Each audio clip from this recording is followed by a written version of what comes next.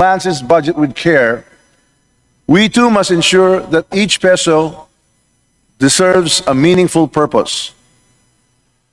Bawat piso ay may pinaglalaanan at bawat gastusin ay dapat may pakinabang sa tao. This is not merely a fiscal principle, it is a moral imperative.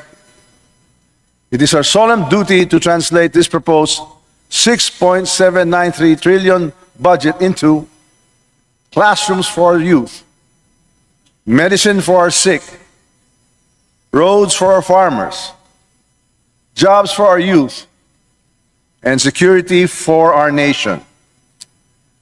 This is why the House has opened its doors wider than ever before. We've ended the practice of the small committee.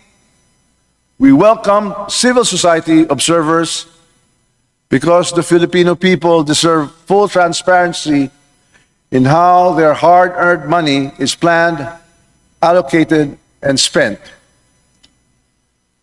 Kapag malinaw ang proseso, malinaw din ang tiwala.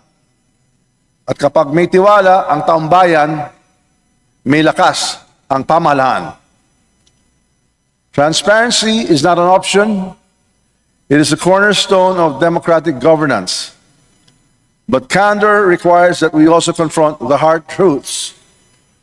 Our economy continues to feel the effects of global uncertainty.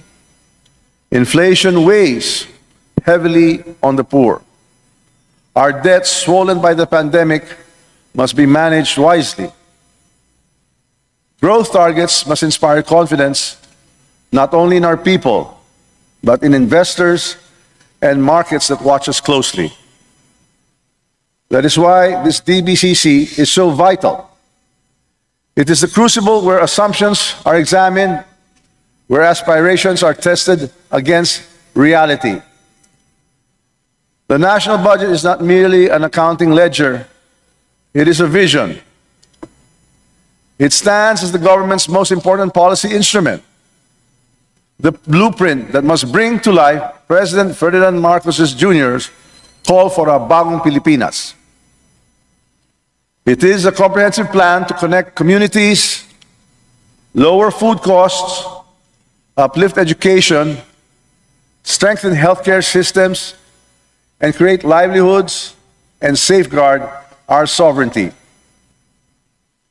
To our partners in the executive branch, allow me to be clear. We will scrutinize, we will question, we will deliberate thoroughly. But we do so not as adversaries, but as allies, united by a shared purpose. For at the end of the day, at the heart of our collaboration lies a common goal: to deliver a better, more dignified life for every Filipino family.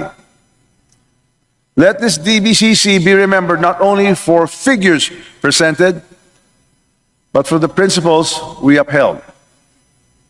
Let it be said that here, leaders chose honesty over evasion, service over self-interest, and unity over division.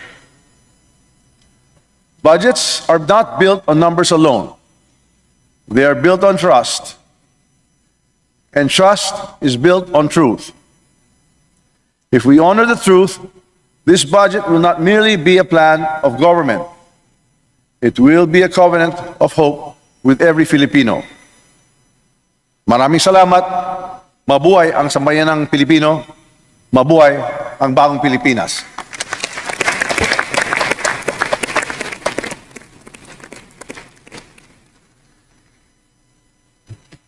Thank you very much, Speaker. May I now request the indulgence of the body for the chairperson to deliver my sponsorship remarks, opening remarks. Sa aking mga kapwa mambabatas sa Kongreso, sa ating mga kasama mula sa Development Budget Coordination Committee, at sa ating mga kababayang nakasubaybay sa unang araw ng budget deliberations, magandang umaga po sa ating lahat.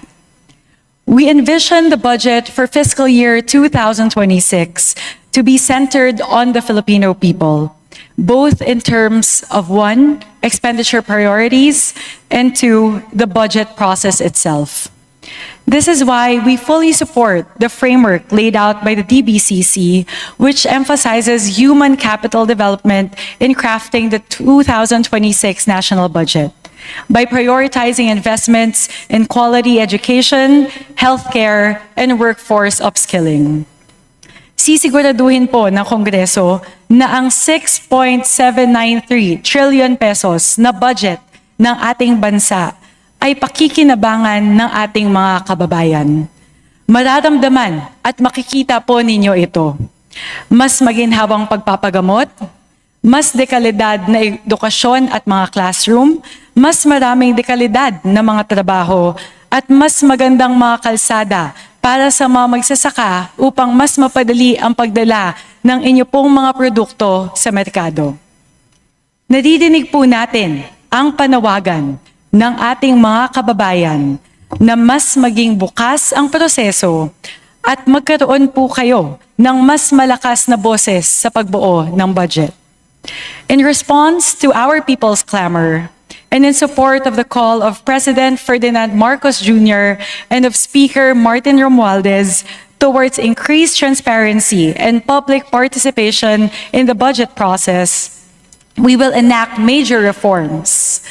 We will abolish the small committee, open the bicameral conference committee proceedings, and institutionalize civil society engagement in the budget process.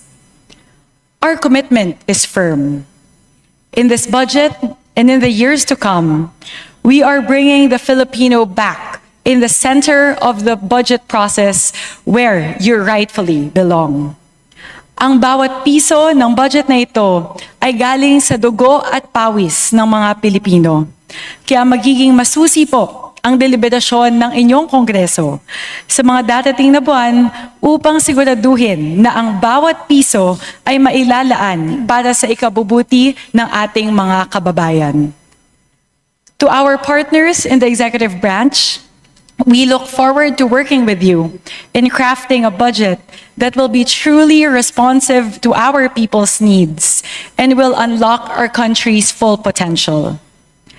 To my colleagues in the House, we have a Herculean task in front of us, deliberating on our country's largest budget to date in the midst of implementing critical reforms that will challenge long-standing, decades-long practices.